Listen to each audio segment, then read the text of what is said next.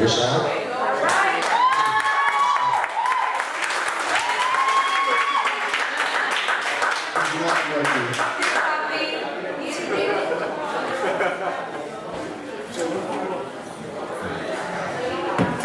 Alright, I had this for a while, but I finally got it tight. And I never said it. Never said it. So bear with me, y'all. There's more in the story for me, so you might be able to. It's called She Wishes He Was Him. Say it again, what's the title? She wishes he was him. Okay, I'm listening.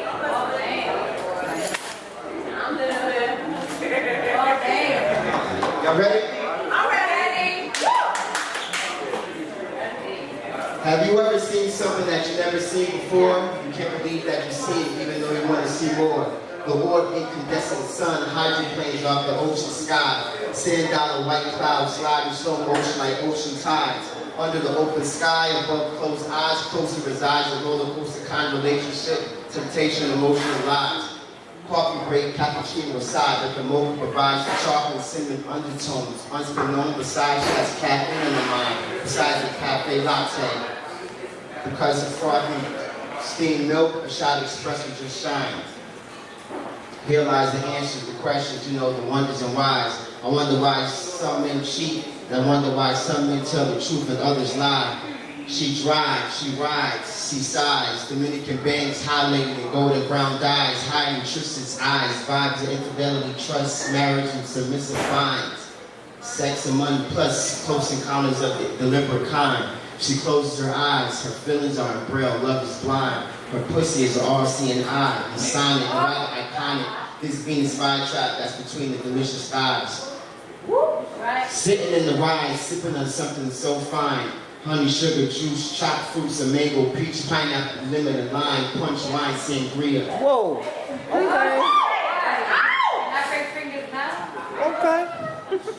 Okay. Her lunch was peacock, but the iced drink made it cool like the cowrie shells on the wedge pumps of Costa Rica.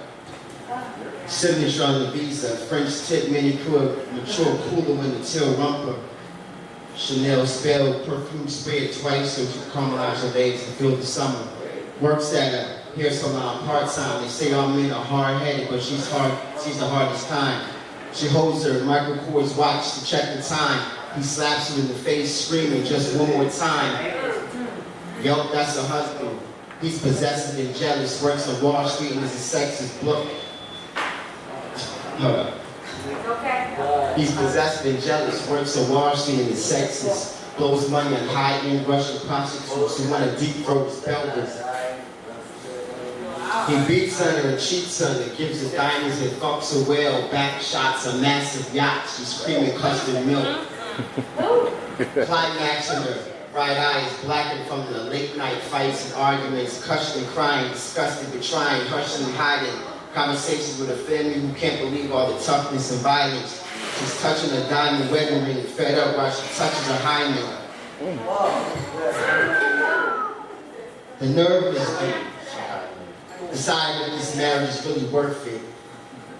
Can she forgive his spousal abuse, and does the wife supposed to be scared and nervous?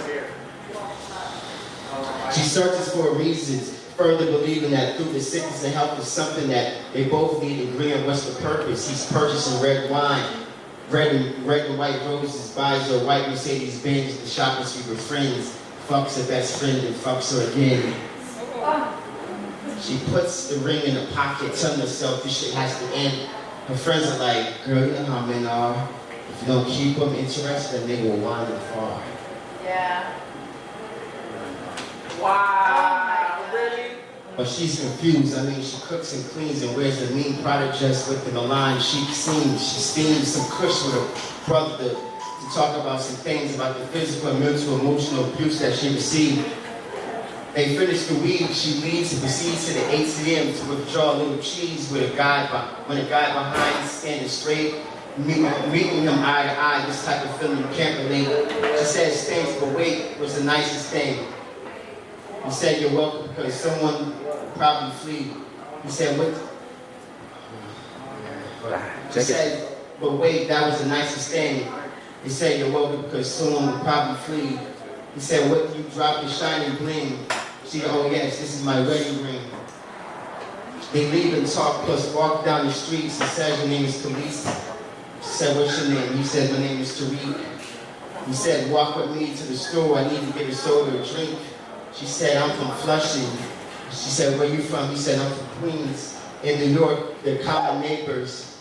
Their clear body language gave off the attraction behavior like they're probably related. Her man called like, where you at? She said, I'll be home soon.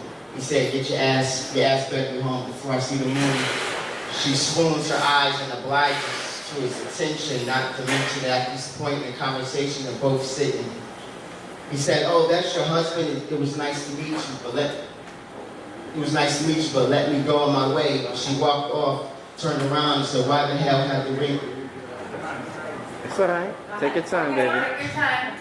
He says, Take your time. he said, oh, that's your husband. It was nice to meet you, but let me go on my way. As he walked off, she turned around and asked, why the hell do you have the ring in your pocket anyway? She said, okay, I'm tired, plus I got my period, but neither of this got to do while you're hearing this. She's giggling, she's serious. She's been married for 4 years with no kids yet, so a man doesn't really show her the type of respect, neglects her emotions, devoted to pain. Amongst her low self-esteem, insecurities are promoted the same.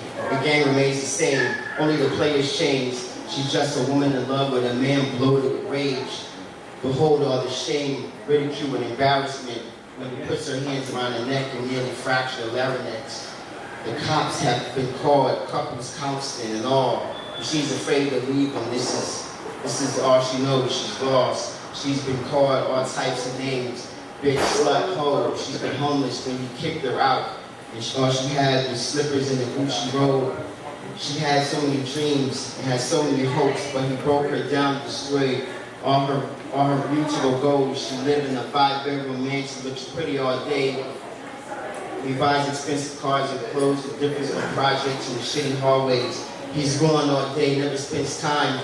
He's gone all day, never spends time. He's always says he's faithful. I mean, come on, all these fucking lies. She wants to cry, looking for a sign to get out before she loses her mind. She needs to get away, but there's reason to stay. She's only dependent on his money, and she uses it except domestic abusive ways. Tariq gazes at her and says, I can't make you leave your man. You gotta do that on your own. But I'm here if you need me, so here's the digits to my phone number. I wonder how he is. Khalees talks in her head. Well, I have his number, so I just give him a call or a text. Impressed, he blesses her with a kiss on the cheek. And before I go, I let a few things about Tariq. He's an honest man with hard-working hands. Got 2 jobs in construction management and culinary arts, so he's good with his hands. That's me. Right. But she's,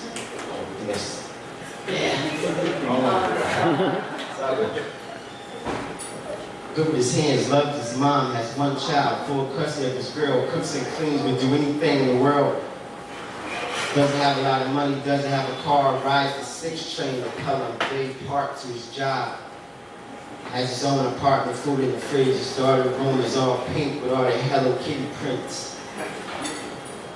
This is it, committed, devoted, religious, trustworthy, understanding, supportive, and generous. The sheer significance of this makes you think really hard about the way some women get treated when they think with their heart. The loyalty and lies, the preciousness and waste, the right side up frown and the upside down smile on the face.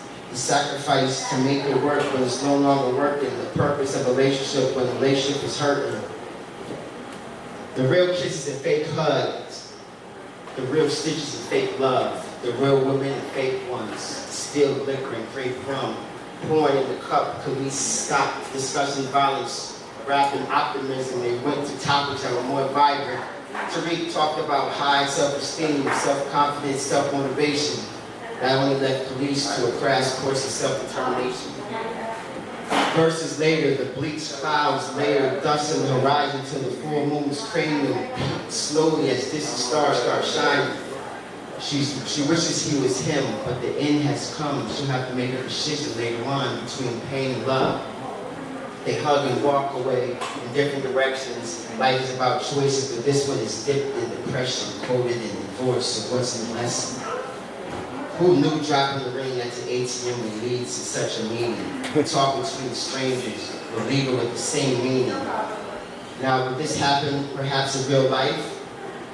It really just depends on each individual's drive for a partner's compassion and trust for the future, because all we are inside and outside is human. Her human heart is a movement caught between going to the brink of insanity or self-improvement.